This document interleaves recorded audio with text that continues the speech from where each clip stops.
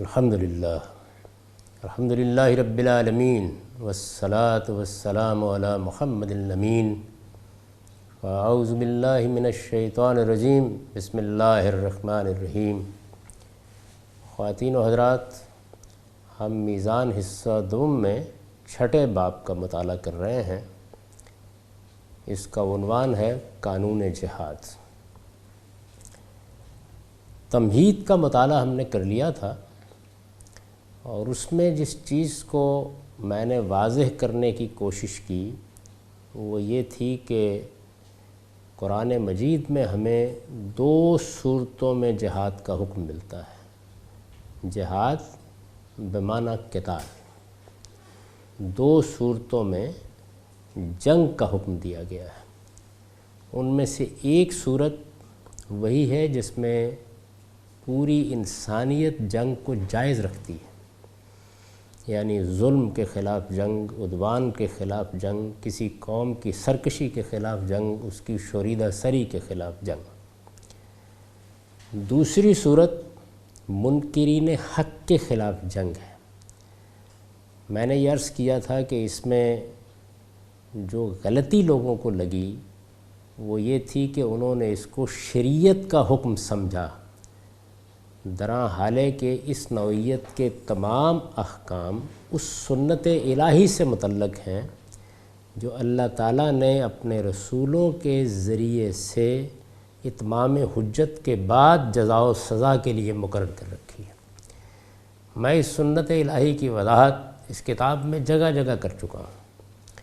اس کا خلاصہ میں نے عرض کر دیا تھا کہ جس وقت اللہ تعالیٰ اپنے کسی رسول کے ذریعے سے کسی قوم پر اپنی حجت پوری کر دیتا ہے، یعنی اس پر حق کو اس درجے میں واضح کر دیتا ہے کہ کسی کے پاس کوئی عذر باقی نہیں رہتا، تو پھر اسی دنیا میں جزا بھی ہوتی ہے اور سزا بھی ہوتی ہے۔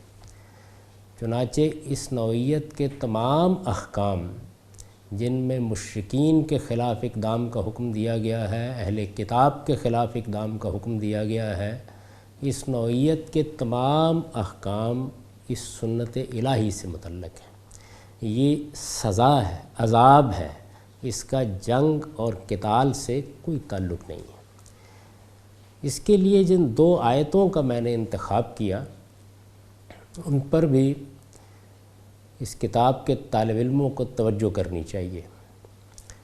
یعنی اللہ تعالیٰ نے جہاں یہ بات واضح کی ہے اور اصول کے طور پر واضح کی ہے کہ جنگ کی اجازت ہی کیوں دی جاتی ہے، اس کے لیے میں نے جس آیت کا انتخاب کیا وہ سورہ حج کی آیت ہے۔ آپ دیکھ چکے ہیں کہ اس میں صرف مسجدوں کا ذکر نہیں ہے، اس میں کلیساؤں کا ذکر بھی ہے، اس میں خانقاہوں کا ذکر بھی ہے، اس میں یہودیوں کے معابد کا ذکر بھی ہے، اور یہ فرمایا کہ اگر اس کی اجازت نہ دی جاتی تو خدا کی عبادت گاہوں تک میں خاک اڑتی، یہ برباد کر دی جاتی۔ اور دوسرے کے لیے سورہ یونس کی آیت کا انتخاب کیا جس میں یہ بتایا گیا ہے کہ جب اللہ کے رسول آتے ہیں تو خدا کی وہ سنت ظہور پذیر ہو جاتی ہے جس کو میں نے قانون اتمام حجت سے تعبیر کیا ہے۔ اس میں یہ ارشاد کیا گیا ہے کہ قضی بینہم بالقسط، یعنی پھر ان لوگوں کے مابین جن کی طرف رسول آتا ہے انصاف کے ساتھ فیصلہ کیا جاتا ہے، یعنی اسی دنیا میں ایک قیامت صغریٰ برپا کر کے جزا و سزا ہوتی ہے۔ جزا کا پہلو اہل ایمان کے غلبے کی صورت میں نمایاں ہوتا ہے، اور سزا کی مختلف صورتیں ہیں جن میں موت تک کی سزا دے دی جاتی ہے۔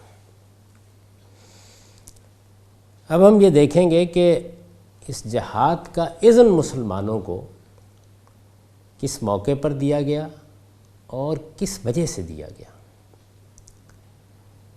تمہید میں اس بنیادی حقیقت کی وضاحت کے بعد اب اسی حقیقت کی توضیح ہوگی آگے۔ اس میں ظاہر ہے کہ سب سے پہلا سوال یہی پیدا ہوتا ہے کہ کیا جنگ یا جہاد کی نوعیت یہ ہے کہ ایک نیکی کا کام سمجھ کے میں اٹھوں اور اس کا آغاز کر دوں؟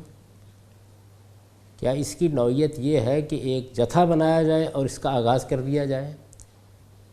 اگر یہ ہے یعنی ایک تطوع کا کام ہے، نیکی کا کام ہے، خیر کا کام ہے، جیسے نماز پڑھنی ہے، روزہ رکھنا ہے، حج کرنا ہے، انفاق کرنا ہے، لوگوں کی خدمت کا کوئی کام کرنا ہے، میں جب اٹھوں اس کام کی ابتدا کر دوں، کیا اس طرح کی صورتحال ہے؟ تو قرآن مجید نے اس کے لیے ایک بڑا معنی خیز لفظ استعمال کیا ہے، وہ ہے اذن، یعنی یہ ایسا نہیں ہو سکتا، اس کے لیے خدا اذن دے گا۔ وہ اذن کب دیا گیا، کیوں دیا گیا، اس کے لیے جو آیت سر عنوان ہے یہ بھی سورہ حج کی آیت ہے۔ یہ سورہ حج قرآن مجید کی 22ویں سورہ ہے اور یہ 39-40 آیات ہیں۔ ارشاد فرمایا ہے اذن للذین یقاتلون بانہم ظلموا وان اللہ علی نصرہم لقدیر الذین اخرجوا من دیارہم بغیر حق الا ان یقولوا ربنا اللہ۔ جن سے جنگ کی جائے انہیں جنگ کی اجازت دی گئی۔ اس میں دیکھیے کہ ایک تو یہ لفظ استعمال کیا کہ جن سے جنگ کی جائے، یعنی اگر دوسری طرف سے جارحیت نہیں ہے تو پھر کوئی جواز بھی نہیں ہے۔ یعنی جس طرح کہ میں نے ابتدا میں عرض کیا تھا کہ اگر کوئی قوم شوریدہ سری نہیں دکھا رہی، ہم دعوت لے کے گئے ہیں پہنچا سکتے ہیں، پیغام لے کے گئے ہیں، لوگ سنتے ہیں نہیں سنتے اس کی تو ان کو اللہ نے اجازت دے رکھی ہے، لیکن کوئی قوم اس کے راستے میں رکاوٹ نہیں بن رہی۔ اسی طرح کوئی ظلم و عدوان کا ایسا معاملہ بھی نہیں ہو رہا کہ جس میں ہتھیار استعمال کیے گئے ہوں، ہم روکنے کے لیے کھڑے ہوں اور وہ ہتھیار ہمارے خلاف بھی اٹھا لیے جائیں۔ جارحیت سے پہلے اگر کوئی غلط کام بھی ہو رہا ہے تو تبلیغ و تلقین ہوگی، اور اگر اس تبلیغ و تلقین اور نصیحت اور تعلیم اور تربیت کے جواب میں ہتھیار اٹھا لیا جاتا ہے، شوریدہ سری اور سرکشی اس انتہا کو پہنچ جاتی ہے، تو پہلی شرط پوری ہو گئی۔ اذن للذین یقاتلون، یعنی اب صورتحال صرف یہی نہیں ہے کہ مسلمانوں کے ساتھ کچھ ظلم زیادتی کا ارتکاب کیا جا رہا ہے، بلکہ یہ ظلم اور یہ زیادتی اس حد تک پہنچ گئی ہے کہ ان کے خلاف ہتھیار تک اٹھا لیے گئے ہیں، انہیں جنگ کی اجازت دی گئی۔ یہ ہتھیار تو بہت عرصے سے اٹھا رکھے تھے، بلکہ یہ معلوم ہے کہ ابتدائی زمانے ہی میں مسلمانوں کو اذیتوں کا نشانہ بھی بنایا گیا، ان میں سے بعض کو قتل تک کر دیا گیا۔ اس سب کچھ کے باوجود اللہ تعالیٰ نے اجازت نہیں دی۔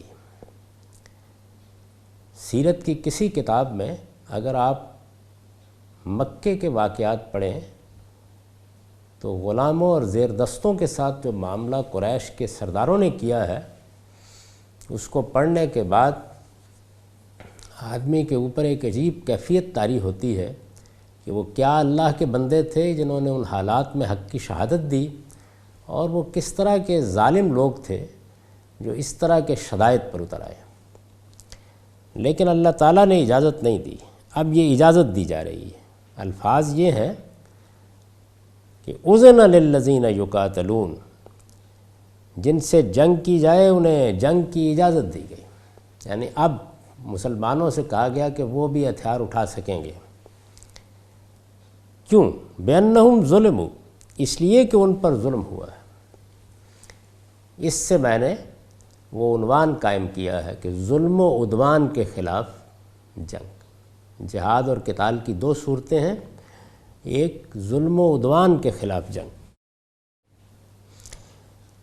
وَأَنَّ اللَّهَ عَلَىٰ نَصْرِهِمْ لَقَدِيرٌ، اور اللہ یقیناً ان کی مدد پر پوری قدرت رکھتا ہے۔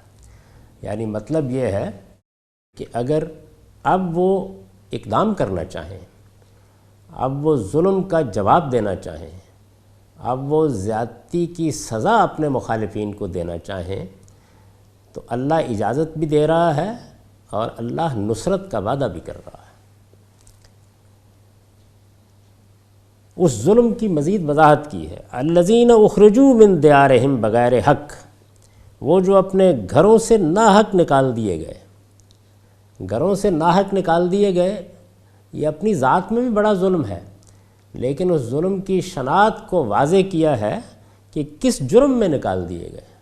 یعنی انہوں نے چوری کر لی تھی، ڈاکہ ڈالا تھا، کسی قانون کی خلاف ورزی کی تھی، کیا انہوں نے کسی بغاوت کا ارتکاب کیا تھا؟ نہیں۔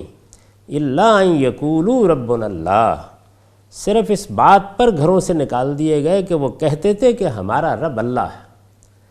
یعنی انہوں نے توحید کی شہادت دی، اس پر ایمان کا اظہار کیا، اور محض اس جرم میں گھروں سے نکال دیے گئے۔ یہ قرآن مجید میں جنگ کی اجازت کا حکم بیان ہوا ہے۔ یعنی سب سے پہلے یہی آیت ہے جس نے مسلمانوں کو اس کی اجازت دی۔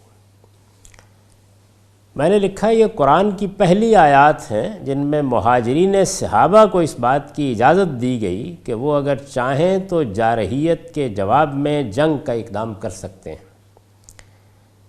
یہ جو میں نے لفظ استعمال کیا کہ یہ اجازت مہاجرین صحابہ کو دی گئی، یہ خود آیت کے الفاظ سے واضح ہے، الذین اخرجوا من دیارہم بغیر حق۔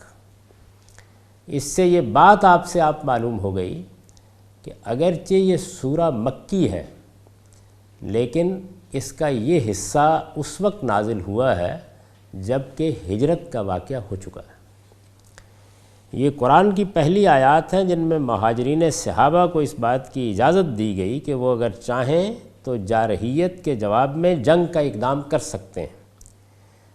قرآن نے بتایا ہے کہ یہ وہ لوگ تھے جنہیں بالکل بے قصور محض اس جرم میں ان کے گھروں سے نکلنے کے لیے مجبور کر دیا گیا کہ وہ اللہ ہی کو اپنا رب قرار دیتے ہیں۔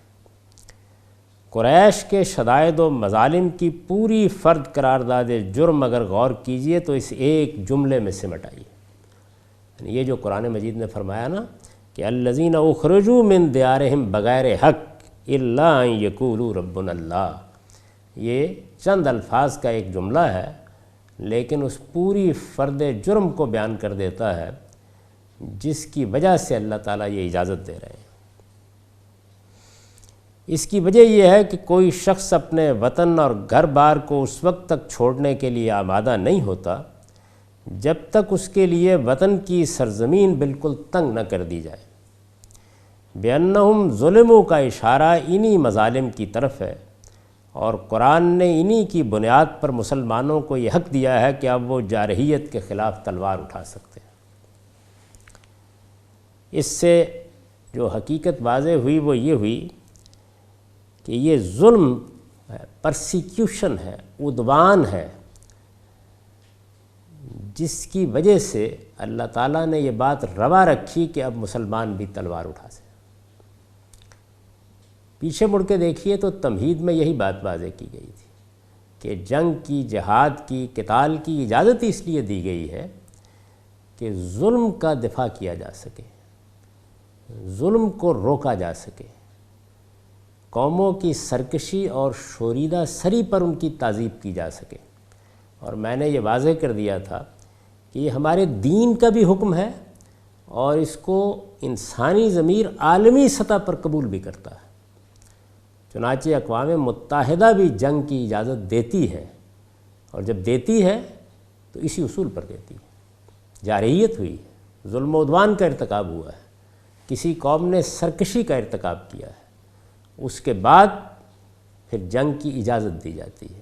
یہاں زیر بحث نہیں ہے کہ ظلم کی تعین کے معاملے میں غلطی ہوئی ہے یا وہ اقدام صحت پر مبنی ہے، وہ اطلاق ہے۔ میں اصول کی بات عرض کر رہا ہوں کہ جب نیٹو افواج کو یہ حق دیا گیا کہ وہ افغانستان پر حملہ کریں تو اس کے پیچھے استدلال یہی ہے، یعنی اسی بنیاد پر ایک عالمی ادارہ بھی یہ فیصلہ کرتا ہے کہ اب جنگ کی جا سکتی ہے یا جنگ کا اقدام کرنا ضروری ہو گیا ہے۔ اس کے بعد میں نے اگلے سوال کو لیا ہے جو لفظ اذن میں چھپا ہوا ہے۔ یہ حق انہیں بحیثیت جماعت دیا گیا ہے، یعنی یہ جو حق دیا گیا کہ اب تم تلوار اٹھا سکتے ہو، اب تم جارحیت کا جواب دے سکتے ہو، اب تم ظلم کرنے والوں کو سزا دے سکتے ہو۔ یہ حق ان کو بحیثیت جماعت دیا گیا۔ یہ بات سمجھ لینی چاہیے کہ دنیا بھر میں جو جنگ اور جزا و سزا کے قوانین ہوتے ہیں یہ ہمیشہ اجتماع سے متعلق سمجھے جاتے ہیں۔ چنانچہ زبان کا قاعدہ یہ ہے کہ جس وقت کوئی حکم سامنے آئے گا تو یہ دیکھا جائے گا کہ اس کا مخاطب فرد ہے یا اس کا مخاطب جماعت ہے۔ اگر تو حکم کی نوعیت ایسی ہے کہ وہ خود بخود اس بات کو واضح کر دیتا ہے کہ اس حکم میں اجتماع ہی کو خطاب کیا گیا ہے تو پھر الفاظ میں اس کی تصریح کی ضرورت نہیں ہوتی، اور یہ دو ہی چیزیں ہیں، اور دنیا بھر کے قانونی لٹریچر میں ان کے لیے اس کی ضرورت نہیں سمجھی جاتی۔ یہ وہی چیز ہے کہ شان کلام حکم کی نوعیت خود واضح کر رہی ہے، وہ خود بتا رہی ہے، اس کے بارے میں کسی استدلال کی ضرورت نہیں ہے۔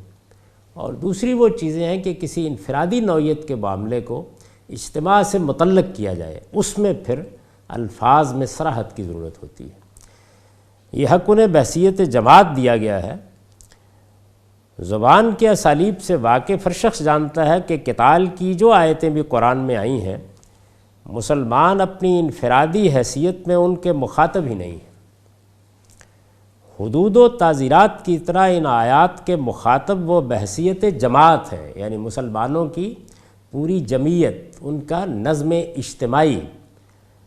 ایک قوم ایک اپنی انفرادی حیثیت رکھتی ہے، اس میں فرد خود ایک شخصیت ہے، اس کو بھی ہم خطاب کرتے ہیں، اور بالکل اسی طریقے سے قوم بحیثیت قوم بھی ایک حیثیت رکھتی ہے۔ چنانچہ ہمارا جب آئین پڑھا جاتا ہے تو اس میں بہت سے احکام آپ دیکھیں گے کہ بالکل اسی طریقے سے بیان ہوئے ہیں، بہت سے قوانین اور قاعدے اس میں ثبت ہیں اور اسی اسلوب پر ثبت کیے گئے ہیں۔ ہر شخص جانتا ہے کہ ان کا تعلق ریاست سے ہے، لہٰذا اس معاملے میں کسی اقدام کا حق بھی ان کے نظم اجتماعی کو حاصل ہے۔ یعنی جب حکم فرد کو دیا جائے گا تو فرد اپنی انفرادی حیثیت میں اس پر عمل پیرا ہوگا، اور جب حکم جماعت کو دیا جائے گا تو جماعت کیسے عمل کرے گی؟ اس کا نظم اجتماعی عمل کرے گا۔ اس وجہ سے ہمارے فقہا جب یہ کہتے ہیں کہ ان آیات کو پڑھنے کے بعد ایک سلیم الطبع شخص خود بخود جان لیتا ہے کہ ان کے مخاطب ان کے امراء و حکام ہیں، تو بالکل ٹھیک کہتے ہیں۔ لہٰذا اس معاملے میں کسی اقدام کا حق بھی ان کے نظم اجتماعی کو حاصل ہے۔ ان کے اندر کا کوئی فرد یا گروہ ہرگز یہ حق نہیں رکھتا کہ ان کی طرف سے اس طرح کے کسی اقدام کا فیصلہ کرے۔ سورہ حج کی زیر بحث آیات میں اذن کا لفظ اسی حقیقت پر دلالت کرتا ہے۔ یہ جو کہا ہے نا اجازت دی گئی، اس کے معنی یہ ہے کہ قتال سے متعلق پہلا مسئلہ جواز و عدم جواز کا ہے، یعنی نیکی اور خیر کے کام کے لیے جواز اور عدم جواز کا سوال پیدا نہیں ہوتا۔ اذن کا لفظ یہ بتا رہا ہے کہ اس کے لیے پہلی چیز یہ ہے کہ یہ کب جائز ہوگا۔ یعنی ایک چیز تو یہ ہے نا کہ ایک نیکی اور خیر کا کام ہے، سوال یہ کیا جاتا ہے یہ کب فرض ہوگا۔ اس کے بارے میں پہلا سوال یہ ہے کہ اس کی اجازت کب ہوگی، یہ جائز کب ہوگا۔ اس کے معنی یہ ہے کہ قتال سے متعلق پہلا مسئلہ جواز اور عدم جواز کا ہے۔ اللہ تعالیٰ نے قریش کی طرف سے ظلم و عدوان کے باوجود زمانہ رسالت میں نظم اجتماعی کے قیام کی جس شرط کے پورا ہو جانے کے بعد مسلمانوں کو اس کی اجازت دی، اس کے بغیر یہ اب بھی کسی مسلمان کے لیے جائز نہیں ہو سکتا۔ یعنی یہ حکم جماعت کو دیا گیا ہے، مسلمانوں کا نظم اجتماعی جہاں قائم ہوگا وہی اس کا مخاطب ہوگا۔ کوئی فرد، کوئی بھیڑ، کوئی گروہ اس کا مخاطب نہیں ہے۔ مسلمانوں کا نظم اجتماعی عالمی سطح پر قائم ہے، تھوڑی دیر کے لیے فرض کر لیجئے تو وہ اس کا مخاطب ہے۔ مسلمانوں کا نظم اجتماعی مختلف ممالک کی صورت میں یا قومی ریاستوں کی صورت میں قائم ہے تو وہ اس کا مخاطب ہے۔ اس کا مخاطب فرد بحیثیت فرد نہیں ہے کہ وہ اٹھے اور یہ کہے کہ ایک نیکی کا کام ہے، اللہ کا حکم ہے، اس نے مجھے فرمایا ہے، اس وجہ سے میں یہ اقدام کر رہا ہوں۔ اس زمانے میں لوگوں نے اس چیز کی خلاف ورزی کی اور اس کے لیے پھر بعض استدلالات بھی پیش کیے۔ ان میں سے ایک استدلال ابو بصیر رضی اللہ عنہ کی کارروائیوں سے کیا گیا ہے۔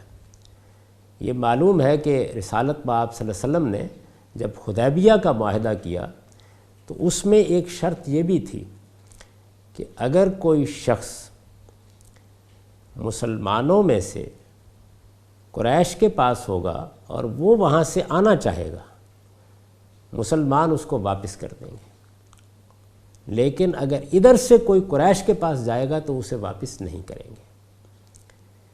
اس پر دستخط ہو گئے تو ابو بصیر آئے اور انہوں نے آ کے یہ کہا کہ میرے ساتھ تو یہ معاملہ ہوا ہے اور میں اجازت چاہتا ہوں کہ میں آپ کے ساتھ جاؤں۔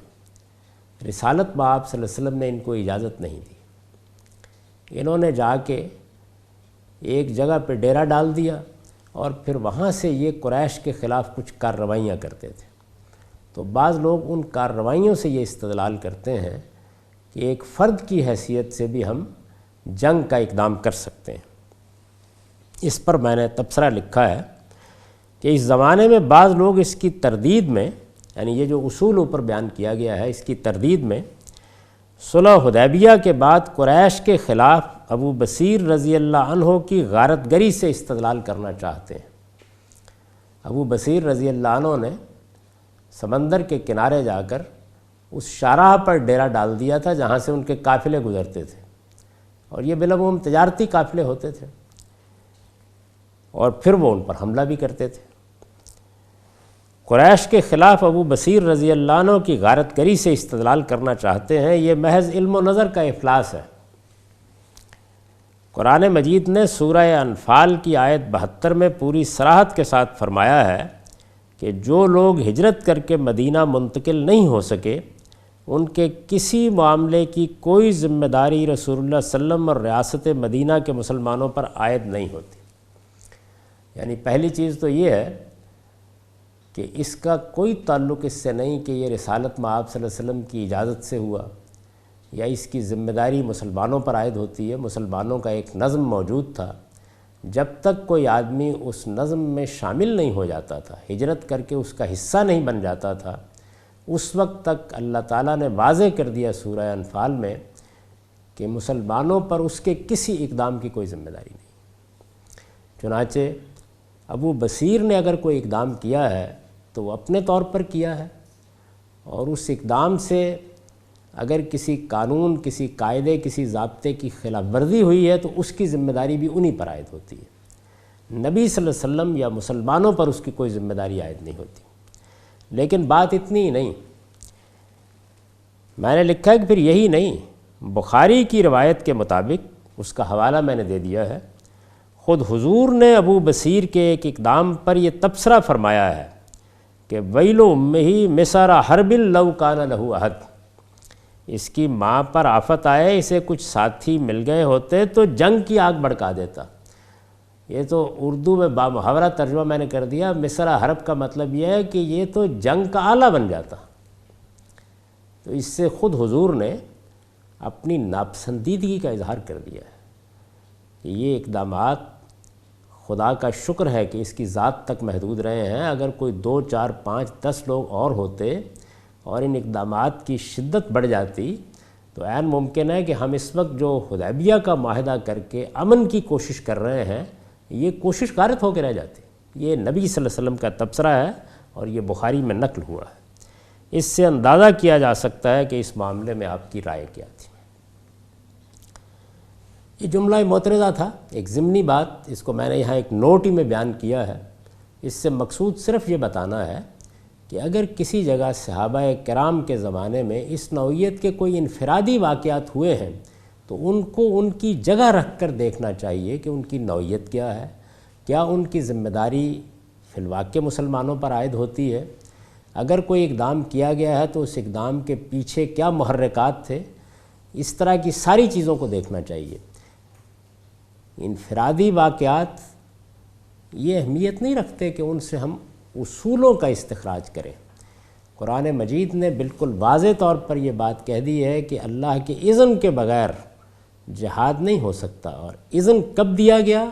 جب مسلمان ہجرت کر کے ایک جگہ آ گئے، وہاں ان کی باقاعدہ حکومت قائم ہو گئی، ان کا ایک نظم قائم ہو گیا، ان کی ایک باقاعدہ ریاست وجود میں آ گئی۔ میثاق مدینہ نے رسالت مآب صلی اللہ علیہ وسلم کو تمام اختیارات منتقل کر دیے۔ جب ان کے لیے یہ ممکن ہو گیا کہ وہ ایک ایسی حکومت قائم کر لیں جس میں اگر جرم کیا جائے تو سزا دی جا سکے، اور جس میں منظم طریقے سے اگر کوئی اقدام کرنا پیش نظر ہو تو وہ کیا جا سکے۔ اس سے پہلے اللہ تعالیٰ نے اس کی اجازت نہیں دی، اس وقت بھی نہیں دی جب قریش مظالم کے پہاڑ توڑ رہے تھے، اس وقت بھی نہیں دی جب آل یاسر کی عورتوں تک کو ذبح کر دیا گیا۔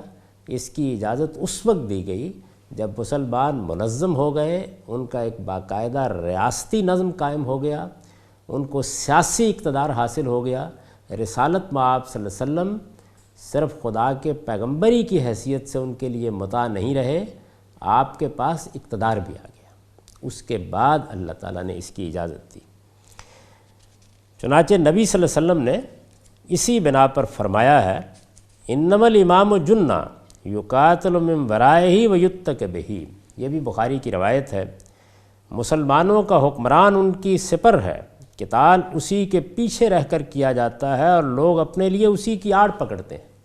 یعنی مطلب یہ ہے کہ ان کے آگے اگر وہ قتال کا اقدام کرتے ہیں، جنگ کا اقدام کرتے ہیں، تو ان کے حکمران کو ہونا چاہیے، وہ اس کو ڈھال بنا کے، یہ کیوں لفظ استعمال کیا ڈھال بنا کے؟ یعنی کیا جنگ میں وہ اسلحہ کا کام دیتا ہے؟ اس سے مقصود یہ ہے کہ اس ڈھال کے پیچھے ہی مسلمان کھڑے ہوں گے تو نظم ہوگا، اجتماعیت ہوگی، انتشار نہیں ہوگا، انارکی نہیں ہوگی، ایک منظم گروہ منظم طریقے سے یہ اقدام کرے گا۔ تو یہ فرمایا کہ اسی کی آڑ لے کر، یعنی اسی کے پیچھے کھڑے ہو کر، اسی کی رہنمائی میں یہ اقدام کیا جائے گا۔ یہ اقدام فرد سے متعلق ہی نہیں ہے۔ اس چیز کو میں نے اس سارے پچھلے عرصے میں جو کم و بیش اب 30-35 برس پر پھیلا ہوا ہے، بار بار واضح کرنے کی کوشش کی۔ جس وقت ہمارے ہاں افغانستان میں اقدام کیا گیا، اس وقت بھی واضح کرنے کی کوشش کی۔ بعد کے مرحلوں میں بھی بار بار توجہ دلائی کہ اگر کوئی جنگ کی نوعیت کا اقدام کرنا ہے تو وہ ریاست کی افواج کو کرنا چاہیے۔ اگر اس کے لیے کوئی مزید لوگ درکار ہیں تو وہ ایسے ہی بھرتی کرنے چاہیے جس طریقے سے اگر جنگ چھڑ جائے تو عام بھرتی کے طریقے پر افواج ترتیب دی جاتی ہیں۔ یہ طریقہ کسی صورت میں بھی موزوں نہیں ہے کہ افراد کو، تنظیموں کو یہ اجازت دے دی جائے کہ وہ اپنے اپنے گروہ بنا لیں اور پھر ان کے ذریعے سے دائیں اور بائیں مختلف نوعیت کی کارروائیوں کے لیے دستے بھیجے جائیں۔ ان کو ہر حال میں ریاست کے نظم کے اندر آنا چاہیے، بالکل اسی طرح سے جیسے فوج ریاست کے نظم میں ہوتی ہے، جیسے پولیس ریاست کے نظم میں ہوتی ہے۔ فوج اور پولیس بھی غلطی کرتی ہے، لیکن اس کے ازالے کے لیے ہمارے پاس ایک باقاعدہ نظام موجود ہوتا ہے۔ چنانچہ بار بار توجہ دلائی گئی، اس کو کوئی سننے کے لیے تیار نہیں ہوا۔ اور پھر ایک وقت وہ آ گیا کہ جب لوگوں نے اپنی آنکھوں کے ساتھ دیکھا کہ جن کو وہ مجاہدین کہتے تھے، انہوں نے ایک دوسرے کے گلے کاٹے، ایک پورا ملک کھنڈر بنا دیا گیا۔ جو آگ لگی وہ آج تک بجھائی نہیں جا سکی۔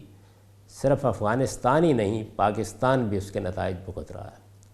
یہ چیز ہے جس کی وجہ سے میں یہاں پر بھی یہ توجہ دلانا چاہتا ہوں کہ جہاد اور قتال، ظلم و عدوان کے خلاف جہاد اور قتال یقیناً اسلام کا حکم ہے۔ دیکھیے، میں نے یہ لفظ استعمال نہیں کیا کہ دفاع میں یہ عرض کر رہا ہوں ظلم و عدوان کے خلاف جہاد یقیناً اسلام کا حکم ہے، لیکن یہ حکم کس کو دیا گیا ہے؟ یہ ریاست کو دیا گیا ہے۔ کسی فرد یا کسی جماعت کا یہ کام نہیں ہے کہ وہ اس نوعیت کا کوئی اقدام کرے۔ یہ ایک ایسی بنیادی بات ہے جو ساری بحث سے پہلے ہر شخص کو سمجھ لینی چاہیے، آخری درجے میں سمجھ لینی چاہیے۔ اس میں ادنا کوتاہی بھی ہوئی تو وہی نتائج نکلیں گے جو اس وقت ہم اپنے ملک میں دیکھ رہے ہیں۔ اقول قولی ھذا واستغفر اللہ لی ولکم ولسائر